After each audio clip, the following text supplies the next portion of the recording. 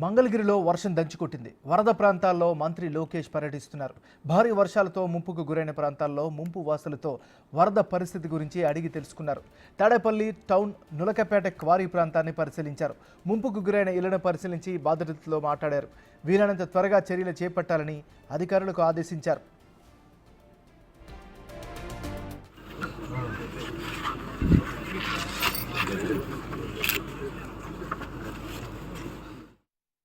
మంగళగిరి కొత్తపేటలో కొండ చర్యలు విరిగిపడి దెబ్బతిన్న ఇంటిని లోకేష్ పరిశీలించారు. బాధితులను పరామర్శించారు. మృతి చెందిన నాగరత్నమ్మ భౌతిక కాయానికి నివాళులర్పించారు. మృతుల కుటుంబ సభ్యులను పరామర్శించి ప్రభుత్వం ప్రకటించిన 5 లక్షల పరిహారాన్ని అందజేశారు.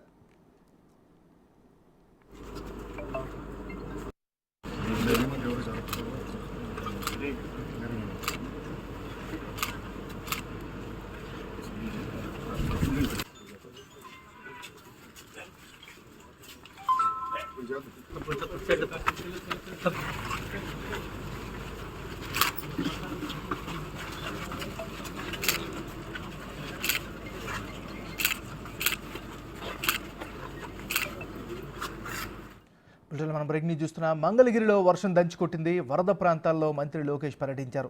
భారీ వర్షాలతో ముంపుకు గురైన ప్రాంతాల్లో ముంపు వాసులతో వరదల పరిస్థితి గురించి అడిగి తెలుసుకున్నారు. తాడేపల్లి టౌన్ నులకపేట క్వారీ ప్రాంతాన్ని కూడా ఆయన పరిశీలించారు. ఇక ఇదే అంశానికి సంబంధించి మరింత తాజా సమాచారాన్ని మా రిపోర్టర్ సాయిశంకర్ అందిస్తారు. సాయిశంకర్,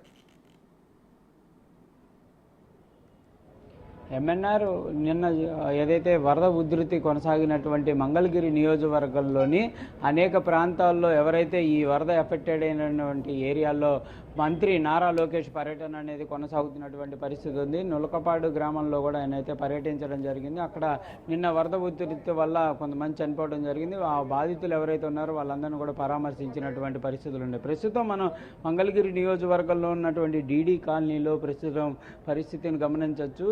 నిన్న ఏదైతే ఈ రెయిన్ ఎఫెక్ట్ వల్ల పూర్తిగా కూడా ఇదంతా కూడా వరద ఉధృతిలోకి మునిగిపోయినటువంటి పరిస్థితులు అయితే ప్రస్తుతం ఉన్నాయనే విధంగా చెప్పచ్చు. నిన్న మనిషి హైట్ కంటే కూడా ఎక్కువ లోతులోకి నీళ్ళు వచ్చాయనే విధంగా కూడా వాళ్ళైతే చెప్తున్నటువంటి పరిస్థితులు ఉన్నాయి. ప్రస్తుతానికి కూడా మోకాళ్ళ లోతు నీళ్ళు అయితే ప్రస్తుతం ఇక్కడ కొనసాగుతున్నటువంటి పరిస్థితులు ఉన్నాయి. ఇక్కడ స్థానికులు ఉన్నారు, వాళ్ళతో మాట్లాడదాం. ఎలా ఉందమ్మా నిన్నటి నుంచి పరిస్థితి? 8 అడుగులు నీళ్లు ఉన్నాయి.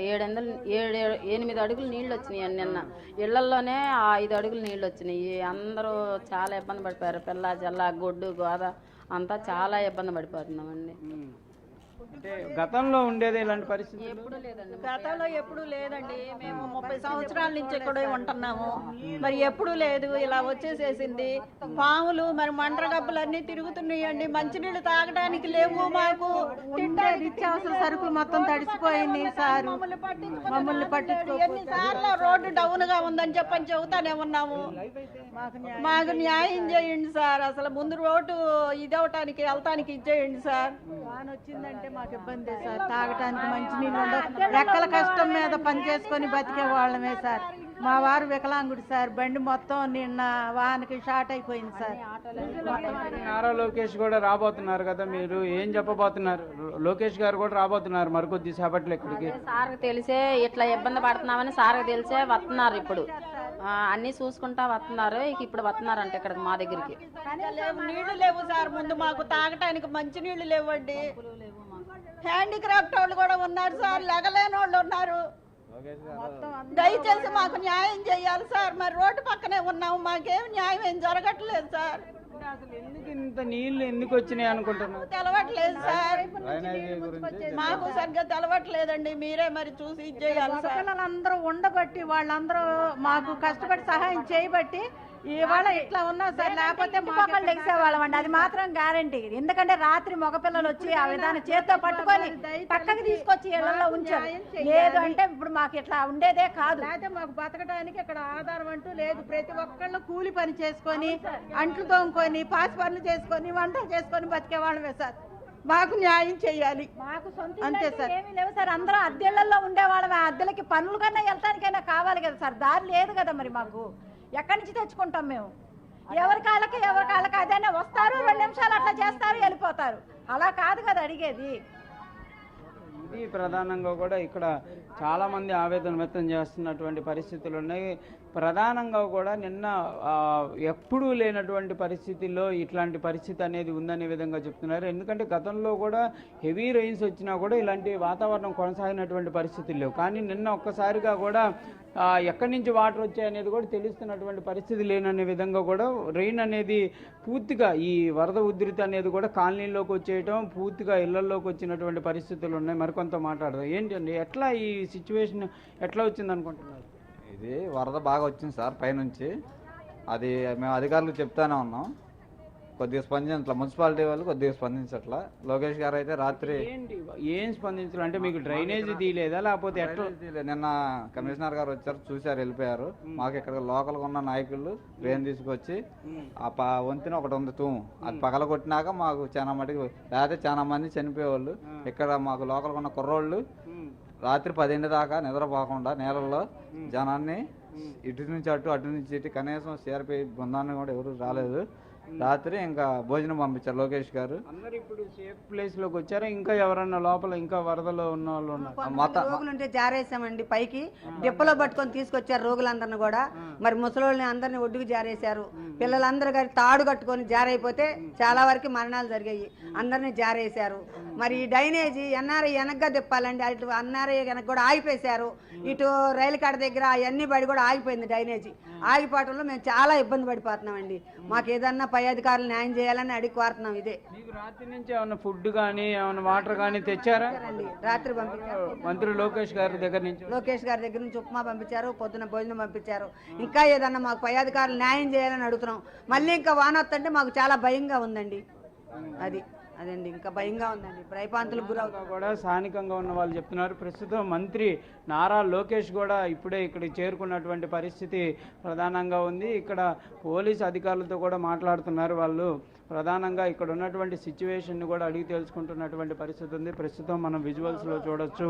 డీడీ కాలనీ, మంగళగిరి నియోజకవర్గంలో ఉన్నటువంటి డీడీ కాలనీలో మంత్రి నారా లోకేష్ యొక్క పర్యటన సాగుతుంది. రెయిన్ ఎఫెక్టెడ్ ఏరియాల్లో బాధితులు ఎవరైతే ఉన్నారో వాళ్ళనైతే పరామర్శిస్తున్నటువంటి పరిస్థితి ప్రధానంగా మనం విజువల్స్లో చూడొచ్చు. ప్రస్తుతం కూడా ఇక్కడ వర్షం అనేది అయితే కొనసాగుతున్నటువంటి పరిస్థితి అయితే ఉందనే విధంగా చెప్పచ్చు.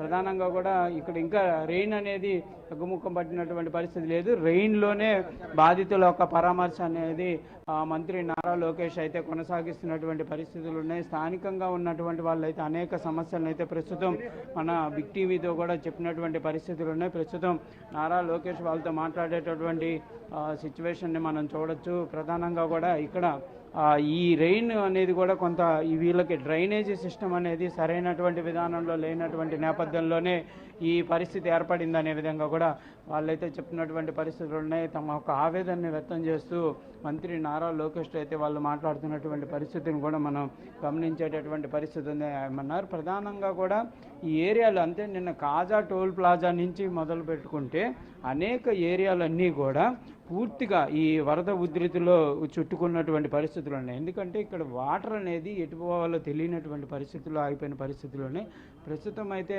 మంత్రి నారా లోకేష్ కూడా స్థానికులు తమ యొక్క సిచ్యువేషన్ని రాత్రి నుంచి ఎంత భయభ్రాంతులకు గురయ్యారు, ఏంటి, ఎలాంటి పరిస్థితిని అనుభవించారు అనేది కూడా వాళ్ళైతే చెప్తున్నటువంటి పరిస్థితులు ఉన్నాయి. వాళ్ళందరికీ కూడా తాను భరోసా ఇస్తున్నటువంటి పరిస్థితి అయితే ప్రధానంగా ఉంది. ఇప్పటికే అనేక గ్రామాల్లో కూడా పర్యటన అనేది కొనసాగినటువంటి పరిస్థితి నేపథ్యంలో ప్రస్తుతం డీడీ కాలనీలో ఉన్నటువంటి బాధితులతో అయితే ఆయన మాట్లాడుతున్నటువంటి పరిస్థితులు అయితే ప్రజెంట్ ఉన్నాయనే విధంగా చెప్పచ్చు.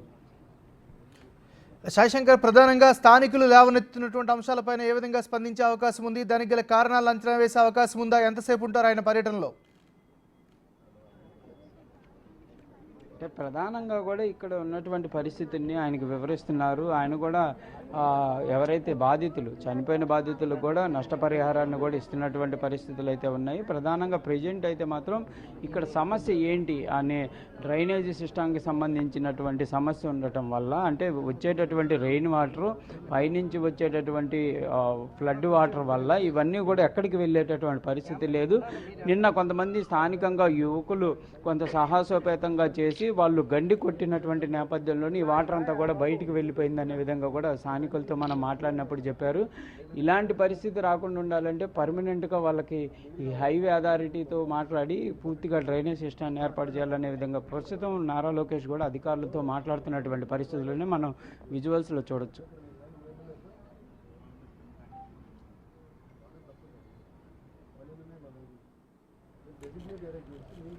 లోకేష్ దృష్టికి ప్రధానంగా ఏ ఏ సమస్యలు తీసుకొచ్చారు? అధికారులతో ఇంటరాక్ట్ అవుతున్నట్టుగా ఉంది కదా, అధికారులకు ఎలాంటి సలహాలు సూచనలు ఇస్తున్నారు? ప్రధానంగా ఈ నీరు అంటే వాటర్ తాగటానికి కూడా లేదు అనే విధంగా చెప్తున్నారు. ఎందుకంటే ఈ ఏరియాకి సంబంధించి వచ్చేటటువంటి పైప్ లైన్లు కూడా డ్యామేజ్ అయినాయి అనే విధంగా చెప్తున్నారు. దాంతోపాటు ప్రస్తుతం డ్రైనేజ్ అనేది కూడా పూర్తిగా ఈ ఏరియా అనేది కూడా పూర్తిగా ఆగిపోయినటువంటి పరిస్థితులు ఉన్నాయి. ఇక్కడి నుంచి వెళ్ళేటటువంటి నీరంతా కూడా జాతీయ రహదారి పక్కన ఉన్నటువంటి డ్రైనేజ్లో నుంచి వెళ్ళాలి. అయితే ప్రస్తుతం వర్షానికి కానీ లేకపోతే పైనుంచి వచ్చేటటువంటి ఫ్లడ్ వాటర్ కానీ మొత్తం కూడా ఈ డ్రైనేజీ కాలువనంతా కూడా నింపివేసినటువంటి పరిస్థితుల్లో మొత్తం ఈ వాటర్ ఇవ్వడానికి లేదనే విధంగా చెప్తున్నారు. ఇది కూడా కొంత లోతట్టు ప్రాంతాలైనటువంటి నేపథ్యంలో ఈ రెయిన్ ఎఫెక్టెడ్ జరిగిన వెంటనే కూడా ఈ ఇళ్లలోకి నీళ్ళు వస్తున్నటువంటి పరిస్థితిని అయితే మనం ప్రధానంగా గమనిస్తున్నటువంటి పరిస్థితి ఉంది. ఇవన్నీ కూడా క్లియర్ అవ్వాలంటే వీళ్ళకి జాతీయ రహదారికి అనుసంధానంగా ఉన్నటువంటి డ్రైనేజ్ సిస్టమ్ ఏదైతే ఉందో దానికి వీళ్ళు ఈ యొక్క కాలనీలను కూడా అటాచ్ చేయాల్సినటువంటి పరిస్థితులు ఉన్నాయి. దాంతోపాటు అండర్ గ్రౌండ్లో ఉన్నటువంటి ఈ ఇల్లులు కాబట్టి పైన ఉన్నటువంటి కొంతమంది అపార్ట్మెంట్లలో నుంచి కూడా నీళ్ళు ఇటు వచ్చాయనే విధంగా చెప్తున్నారు. ఆ అపార్ట్మెంట్లకు సంబంధించినటువంటి డ్రైనేజీ సిస్టాన్ని కూడా సరిచేయాల్సినటువంటి పరిస్థితులు ఉన్నాయి. ఇంకోటి అమరావతిలో కొన్ని కంతేరు ప్రాంతం కానీ మిగిలినటువంటి ప్రాంతాల నుంచి వచ్చేటటువంటి రెయిన్ ఎఫెక్టెడ్ కూడా ఇటు రాకుండా కూడా తరలించాల్సినటువంటి పరిస్థితులు ఉంటాయి. ఇవన్నీ కూడా మంత్రి నారా లోకేష్ దృష్టికి అయితే ఇక్కడ ఉన్నటువంటి డీడీ కాలనీ వాసులు అయితే తీసుకువెళ్తున్నటువంటి పరిస్థితి ఉంది. ప్రధానంగా వీళ్ళందరూ కూడా క్లియర్గా డిజైన్ చేస్తాననే విధంగా కూడా ఈ డ్రైనేజ్ సిస్టమ్కి సంబంధించి డిజైన్ అనేది చేస్తామనే విధంగా కూడా మంత్రి నారా లోకేష్ అయితే చెప్తున్నటువంటి పరిస్థితులు ఉన్నాయి.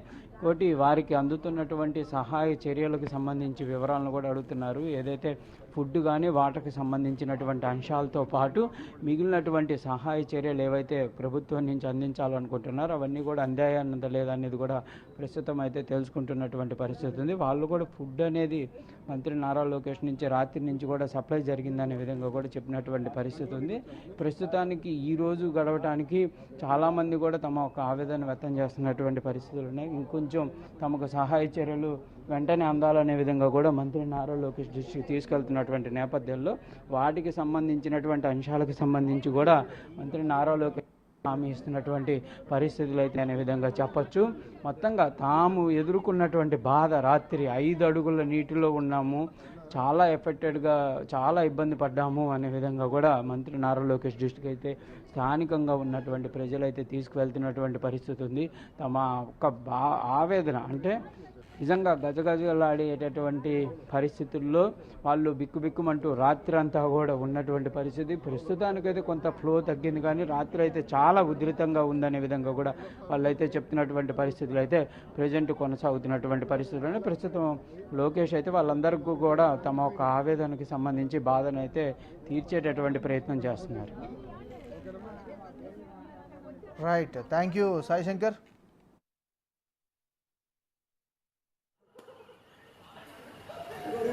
ఆయన